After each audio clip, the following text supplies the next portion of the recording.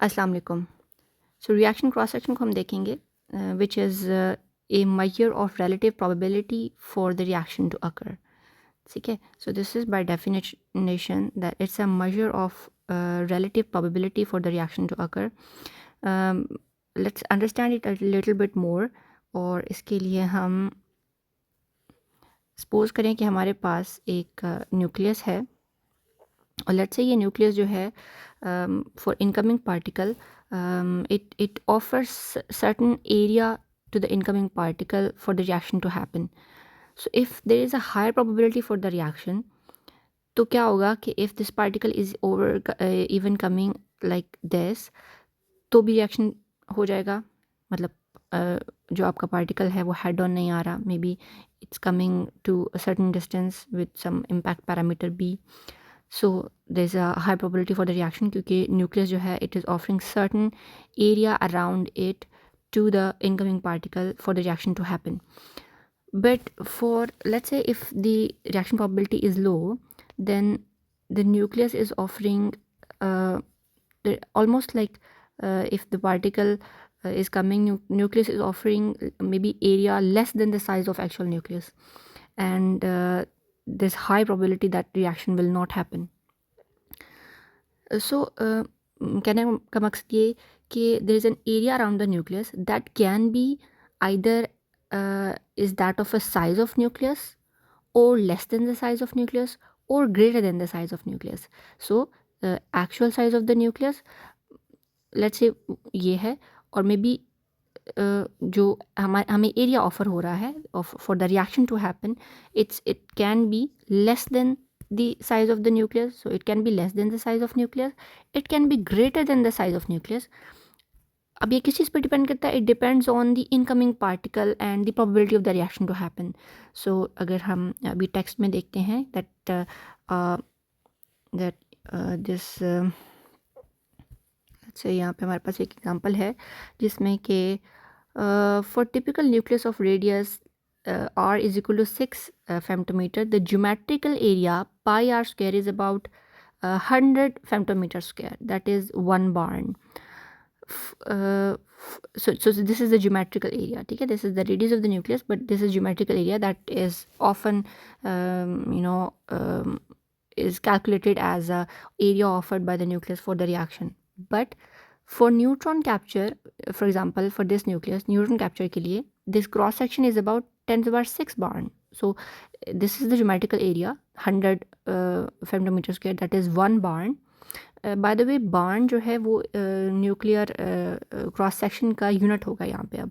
सो होगा वो एरिया, यानी वो एरिया जो है उसका फेमटोमीटर स्क्वायर में, ये जो एरिया ऑफर कर रहा है न्यूक्लियस, इसका जो 100 फेमटोमीटर स्क्वायर होगा typically if you see the geometrical size of the geometrical area of the nucleus, but then it's 100 femtometer square equals to one barn, and barn is usually the unit that we measure cross section in. So for the neutron capture in xenon, the cross section is about 10 to the power 6 barn. So you see it's much higher than the actual geometrical area offered by the nucleus. 10 to the power 6 barn, like 1 million barn. While for the other much improbable reactions, the cross section may be measured in millibarns and microbarns. So यानी 1 barn से भी कम. So यानी xenon जो है, xenon neutron capture के लिए बहुत ज़्यादा अपने यानी साइज़ से बहुत बड़ा एरिया ऑफर कर रहा है न्यूट्रॉन कैप्चर के लिए. This is because you can understand one of the aspect could be कि जो न्यूट्रॉन है ये एक न्यूट्रल पार्टिकल है and it can be readily absorb in the nucleus. There is no Coulomb repulsion between the nucleus and the neutron. So neutron usually neutron की capture के लिए जो एरियाज़ हैं वो न्यूक्लियस ज़्यादा एरिया ऑफर करते हैं. हाँ, हाउएवर इसकी जगह कि एक प्रोटॉन होता या अल्फ़ा पार्टिकल होता तो the probability will be much lower. और प्रोबेबिलिटी लोअर का ऑफ कोर्स ये मतलब जैसे हम कह रहे हैं कि प्रोबेबिलिटी ही जो है वो न्यूक्लियर क्रॉस सेक्शन है या वो बार्न में रिप्रेजेंट करते हैं. तो प्रोबेबिलिटी लो होने का मतलब ये है कि जाहिर है less cross section, less area is being offered by the nucleus. So the value of nuclear cross section in barn will be very small, in micro barns or milli barns. So I hope you think ये आपको physical meaning इसका समझ आ गया है that the nuclear cross section is the area offered by the nucleus nucleus for the certain reaction to happen.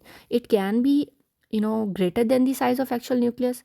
It can be equal to the size of the nucleus or smaller than the size of the nucleus.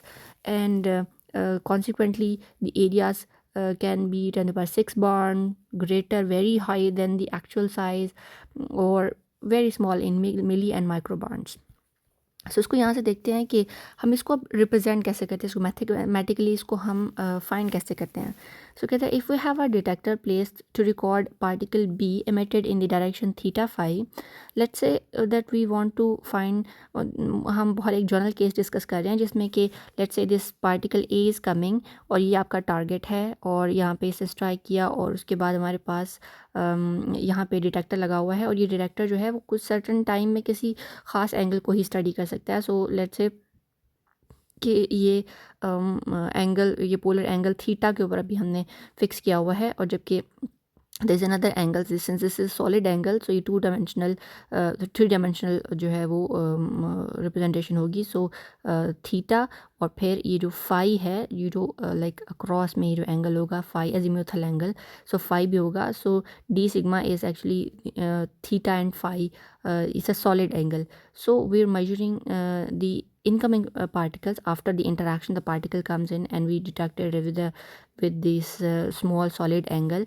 So इसको हम तो हमारा जो यानी हम ये suppose कर रहे हैं कि ये जनरल रिएक्शन है जिसमें कि इनकमिंग जो आउटगोइंग पार्टिकल बी है, this B is not uniformly distributed everywhere, but it has a theta and phi dependence, that at certain theta and phi's it is like more probable there is like there is more number of particles coming, at some other theta and phi less number of particles coming.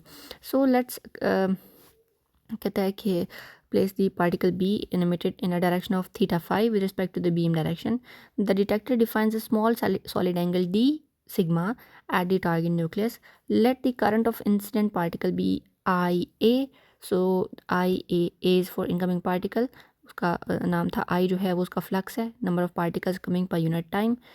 And let the target show to the beam N target nuclei per unit area. So यहाँ पे जो हमारे पास rest पर target पड़ा हुआ है इसमें N number of particle हैं पर unit area.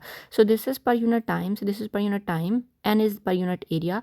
Also particles that we are detecting are the rate of those particles is rb. So this is rb, number of particles per unit time coming out of the coming in the detector. So this is number of particles per unit time, this is number of particles per unit time coming in, this is going out, this is number of particles per unit area.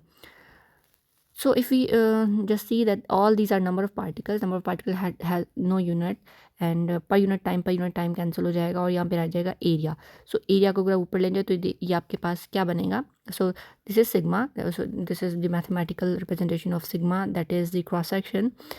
So cross section has a dimension of area per unit nucleus. So this अगर आप ये तो number of particles per unit area, so यहाँ पे अगर आप इसको उल्टा कर दें तो area per unit number of particle या पर nucleus.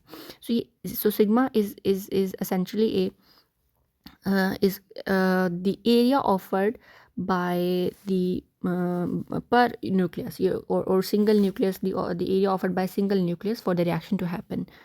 But it may be very much larger or smaller than the geometrical area of the disk of the target nucleus. ठीक है. सो उसकी टारगेट न्यूक्लियस की जो रेडियस या जो डिस्क है इससे मच स्मॉलर और मच लार्जर एरिया जो है वो ऑफर हो सकता है based on what particle is coming for the reaction.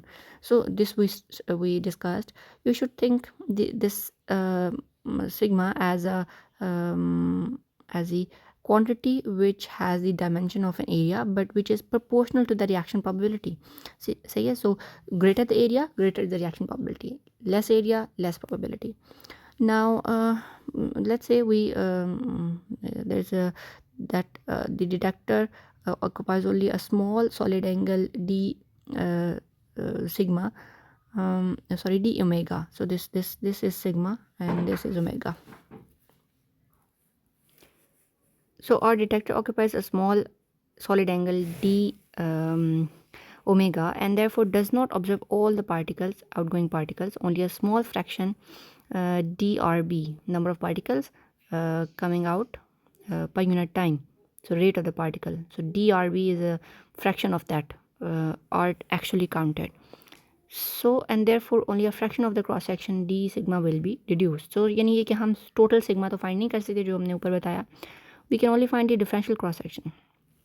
So with respect to theta, यानी अब हम अगर ये देखना चाह रहे हैं कि पार्टिकल की एंगुलर डिस्ट्रीब्यूशन कैसी है, किस एंगल के ऊपर कितने नंबर ऑफ़ पार्टिकल आपके पास आ रहे हैं. सो हम क्रॉस सेक्शन को different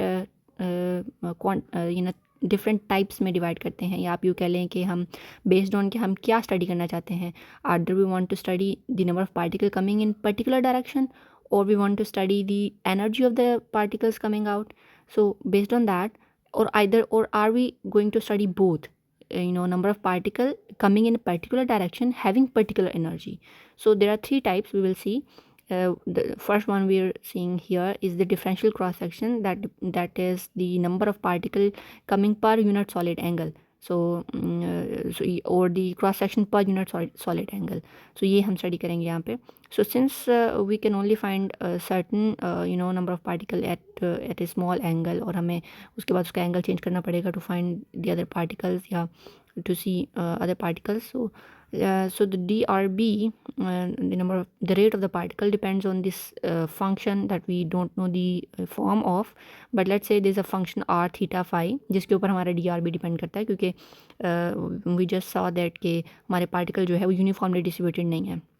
Then also number of particles depends on the solid angle, and this is the function, this is solid angle per 4 pi. So d sigma d omega per 4 pi.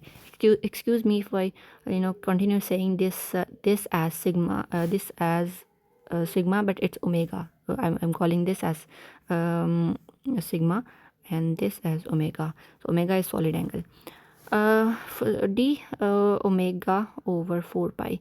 So d omega over 4 pi is basically comes from the fact that when we deal with the two-dimensional angle theta, so r वगैरह जब circle की हम बात करते हैं तो हम 2 पाई use करते हैं, और यहाँ पर हम इसको 4 पाई से डिवाइड कर रहे हैं जस्ट टू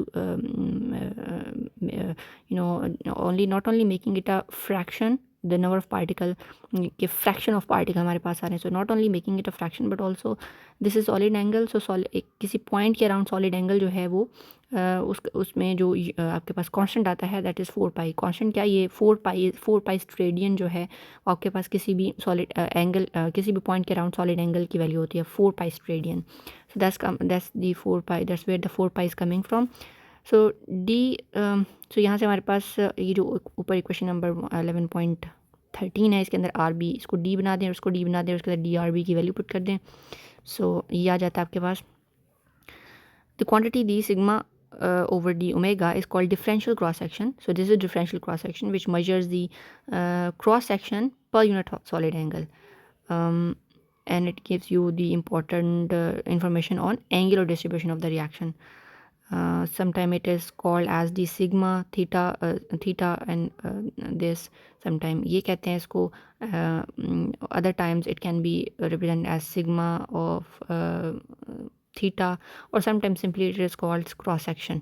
तो यानी ये कि mostly जब हम we are talking about cross section, it means this, that the differential cross section per unit solid angle. Now if we want to find out the total cross section sigma, what we do is to integrate this thing with respect to d sigma. ठीक है. सो अगर आपको ये find करना है तो आप इसको उठा के उधर ले जाएंगे और इसको इंटीग्रेट करेंगे. हम इस साइड को, चूँकि हमें ज़ाहिर we are not solving a particular problem, so we don't know what are is, what is the functional form of R. So we just solving this part और we just seeing this part. तो हम ये देखेंगे कि D sigma over D omega. So अगर आप ये D omega जो है, चूँकि दिस इज सॉलिड एंगल, और यहाँ पे ये जो सारा एरिया है इसको अगर आप पोलर कोऑर्डिनेट्स में रिप्रेजेंट करें तो ये आपके पास from MMP you know that D sigma और this solid angle can be represent as sine theta D phi. और चूँकि अब इसको आपने इस तरह लिख दिया तो दो इंटेग्रल में हम इसको डिवाइड करेंगे, थीटा 0 से लेके पाई तक और एजिमुथल एंगल 0 से लेके 2 पाई तक. और जब इसको इंटीग्रेट करेंगे तो साइन थीटा कॉस थीटा और फिर इसके अंदर पाई और 0 पुट करें वैल्यू, और इसको सिंपली 2 पाई आ जाएगा. तो यहाँ से 2 आएगा आपके पास, यहाँ से 2 आएगा तो ये आ जाएगा या ये हो जाएगा 4 pi. So 4 pi D sigma over D omega. Now this is a that if this is a constant independent of the angle, the this thing d sigma or d sigma, if this is not depending on theta, this thing only gives 4 pi, और आपके पास ये जो आपके पास the total cross section है, ये आपके पास आ जाएगा 4 pi D sigma over D omega, which is why we inserted 4 pi at the first place. So it's simply, यानी अगर आप 4 पाई प्लेस ना करते और यानी ये कैंसिल हो जाएगा. So sigma is simply the differential cross section with respect to some solid angle. And now if we want to find there is another thing, अगर आप जो है वो यहाँ पे इसने जैसे मैंने आपको भी बताया कि 3 टाइप ऑफ क्रॉस सेक्शन हो सकते हैं. If we want to find the outgoing particle with certain energy, so there is another quantity D sigma over D E of particle B. ठीक है. सो उस केस में हमारे पास उस क्रॉस सेक्शन को हम कहते हैं कि cross section per unit energy of the incoming particle. But also if we want to find both the energy and the angular distribution, that is हम ये देखना चाहते हैं कि जो आउटगोइंग पार्टिकल है वो इस डायरेक्शन में आने वाले outgoing particle with this certain energy, what are those, what is the cross section of those particle. तो इसको हम कहते हैं doubly differential cross section.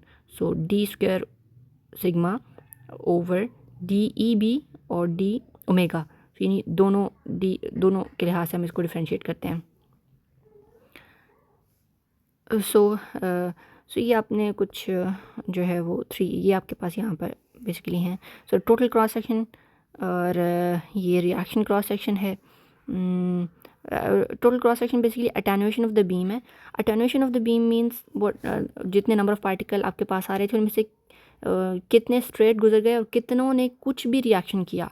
Either they scattered, absorbed or get reacted. So whatever number of particle beam से बाहर निकल गए या बीम का हिस्सा नहीं रहे, अटेनुएट हो गई beam, whatever those number of particle, ये टोटल क्रॉस सेक्शन बनाते हैं. इनमें से रिएक्शन क्रॉस सेक्शन वो होगा integrated over all angles and energies. तो ये वो होगा जिन्होंने रिएक्शन किया एक्चुअली. ठीक है. यानी टोटल क्रॉस सेक्शन में reaction cross section is a part of it. तो टोटल क्रॉस सेक्शन में सारे पार्टिकल्स होंगे scattered, absorbed and reacted. So reaction cross section में सिर्फ वो होंगे जिन्होंने न्यूक्लियस के साथ किसी भी तरह रिएक्ट किया, रिएक्शन किया. डिफरेंशियल एंगुलर वाला हमने पढ़ा कि it is D sigma over D omega observe B at certain angles but in integrated over all energies. ठीक है. एनर्जी स्पेसिफाइड नहीं की but it is but theta phi जो है स्पेसिफाइड कर दिया. डिफरेंशियल एनर्जी, सो इसको हम जो है वो डी सिग्मा ओवर डी से रिप्रेजेंट करते हैं. ऊपर आई डोंट नो इन्होंने ये बताया कि नहीं, but this is the one I was talking about. Don't observe B but observe excitation of Y by subsequent gamma emission. So हम देखते हैं कि कितनी गैमा रे एमिट हुई हैं. So we C the Y जो हमारा लेफ़्ट ओवर न्यूक्लियस है या जो प्रोडक्ट न्यूक्लियस है, हम उसकी जो गैमा एमिशन है उसको स्टडी करते हैं. We don't really study B. Doubly differential में हम observe B at theta and phi at specific energies. ठीक है.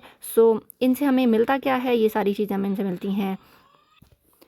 अटेनुएशन ऑफ द बीम से हम देख सकते हैं इसकी एप्लीकेशन है shielding.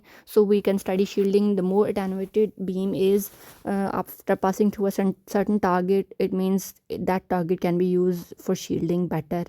Production of the radio isotope Y in a nuclear reaction. So ये जाहिर है ये था रिएक्शन करने के लिए. तो हम देखेंगे कि वाई प्रोड्यूस हुआ है कि नहीं. ठीक है. स्कैटरिंग, एब्जॉर्प्शन ऐसा नहीं, बल्कि हमने एक न्यूक्लियस को कन्वर्ट करना है एक्स को वाई में. So we will see if Y मतलब बना कि नहीं.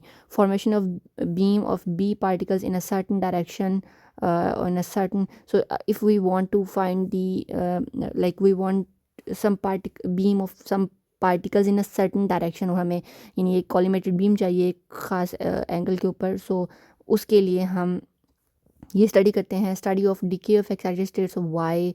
ठीक है. वाई पार्टिकल की एक्साइटेड स्टेट्स को स्टडी करने के लिए information excited states of Y by angular distribution of B. Not so इसमें एक्साइटेड स्टेट्स भी plus in a certain direction जो है वो यानी डायरेक्शन में इन्वॉल्व हो जाती है. there's still another cross section that may be of interest, the total cross section, जिसके बारे में हमने बात की. Here for specific incident particle A we add the reaction cross section sigma for all possible different outgoing particles B, no matter what their direction or energy is. Such determination would tell us the probability of an incident particle to have any reaction at all with the target nucleus, that is scattering, absorption, or any reaction, and thus be removed from the beam. The thing is, it is removed from the beam, attenuate हुई है beam. So I hope ये आपको इसकी काफ़ी understanding हो गई है. This is mostly the theory of cross section, but now let's go on and study it from ilmi, और हम थोड़ा सा इसका मैथमेटिकल देखेंगे. सो सारी डेफिनेशन हमने यहाँ से देख लेनी है. इससे पहले वाली यहाँ पे हम देखेंगे determination of microscopic cross section. Suppose that we have a slab of some material whose area A and whose thickness is dx. So this is the slab, ठीक है जी. और now this slab has area A, ठीक है. So area is A, that is इसकी लंबाई और चौड़ाई जाहिर है, और इसकी थिकनेस जो है वो dx है, ठीक है जी. और so now wait a second. Okay. Let the material contain n number of atom per unit volume. So यहाँ पर इस स्लैब में हमारे पास n number of atom है per unit volume, ठीक है. So n number of particles per unit volume. A is the area of the slab and dx is the thickness. So the total number of nuclei in the slab will be what? So n number of, so अगर हम इस slab का volume देखें तो dx और a है, क्योंकि a area dx thickness, this is the volume of the slab. और इस वॉल्यूम में n नंबर ऑफ पार्टिकल्स हैं या न्यूक्लियाई हैं जो कि हम जो रिएक्शन करेंगे या जिन ये जो टारगेट न्यूक्लियाई हैं. सो n नंबर ऑफ पार्टिकल्स हैं पर यूनिट वॉल्यूम, स्मॉल n. तो टोटल वॉल्यूम कितना है? a dx. n number of particle per unit volume है. सो a dx वॉल्यूम में कितने नंबर ऑफ पार्टिकल्स हो जाएंगे? n dx, n a dx, ठीक है. तो total number of nuclei in the slab is number of nuclei per unit volume times the total volume, a dx, ठीक है. So this is number of nuclei. Further, we assume that each nucleus has a cross section of sigma. हमने देखा था कि जो ये sigma है, this is the cross section offered by a single nucleus, ठीक है. और अगर आपको if we want to find the total cross section of all the nuclei in this slab, तो फिर हम क्या करेंगे कि सिग्मा एक न्यूक्लियस का क्रॉस सेक्शन है.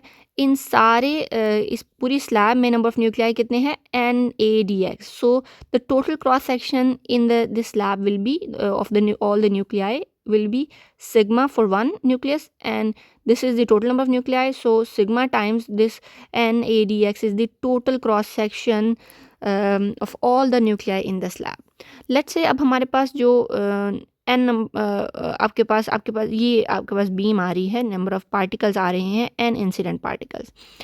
और सो ये आपको जैसे उसने दिखाया हुआ है कि सिग्मा जो है वो क्रॉस सेक्शन है ऑफ वन न्यूक्लियस और n नंबर ऑफ एटम है पर unit volume. So the total cross section of all the nuclei वो क्या हो जाएगा? Sigma times n times a dx, ठीक है जी.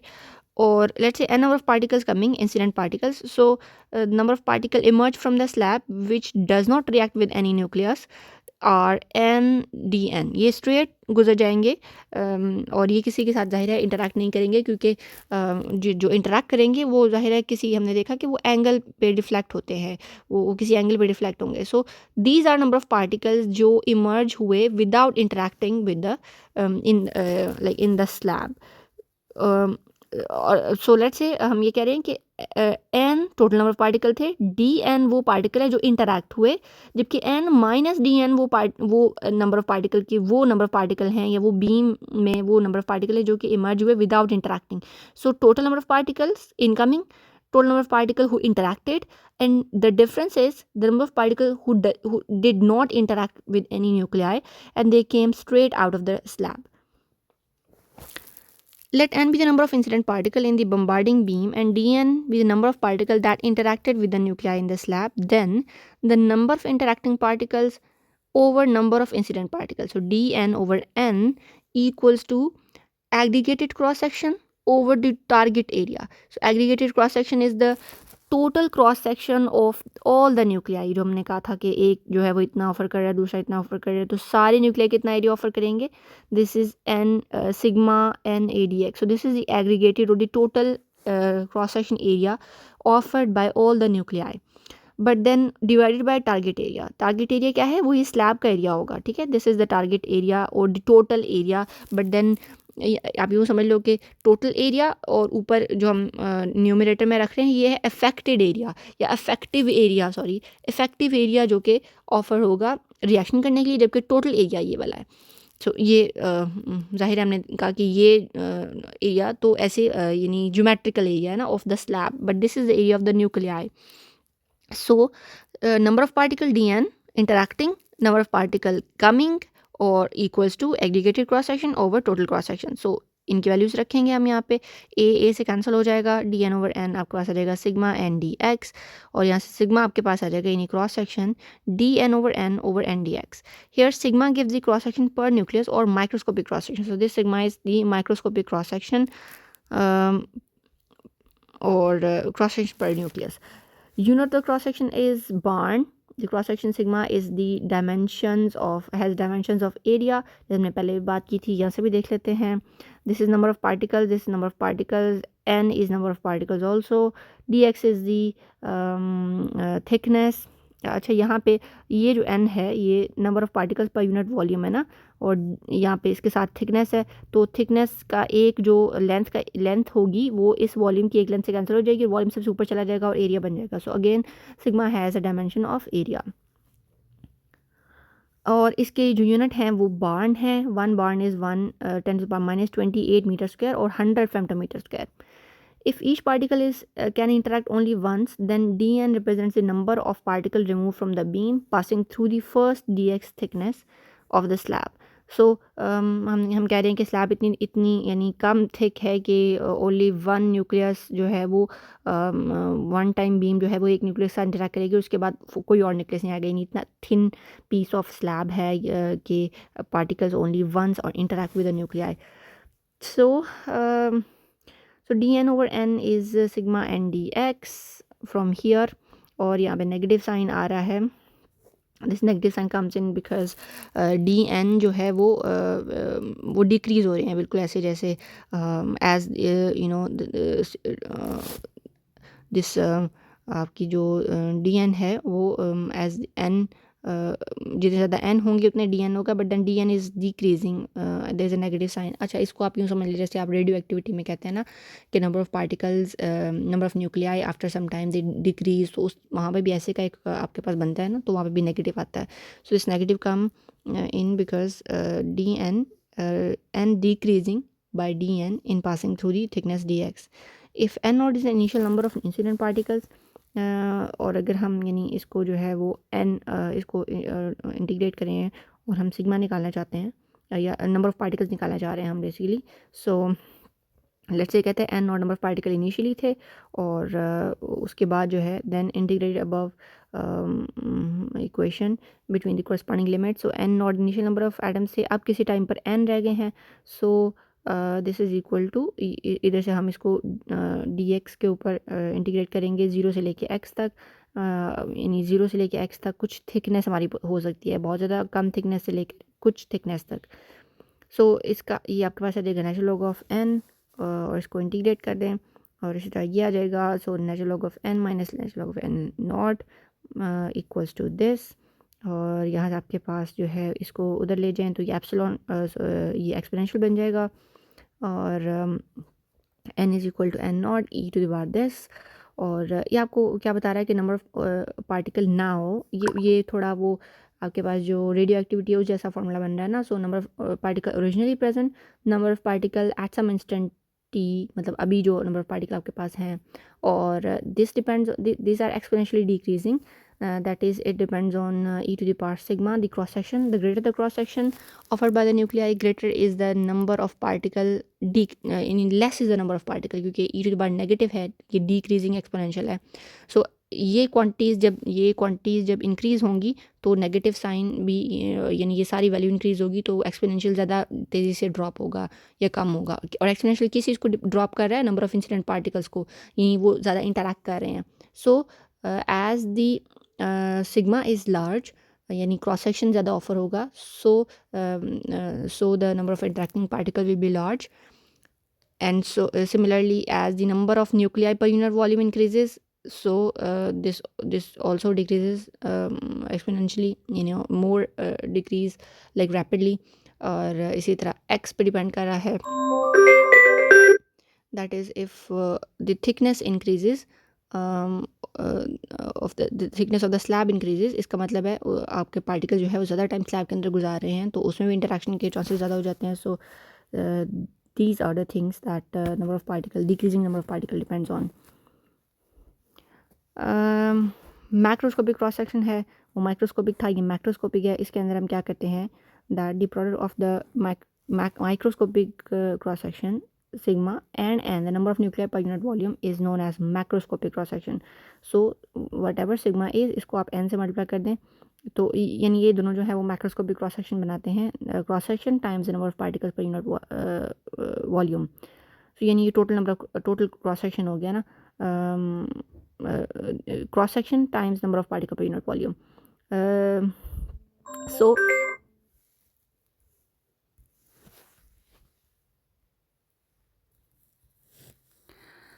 ओके, सो आपने इसको रिप्लेस कर दिया यहाँ पे, सो ये इन दोनों को, तो ये आपके पास आ गया दिस डिफरेंशियल क्रॉस सेक्शन जो है वो आपके पास. सो ये इसके बारे में हमने पहले स्टडी कर लिया, इसको हमें देख लेना है. फर्दर मोर कुछ यहाँ पे चीज़ें हैं, इनको आपने देख लेना है. This is not very important. So this is the cross section of a nuclear reaction. इसको आपने देखना है. If you have any question, do ask me in the WhatsApp group.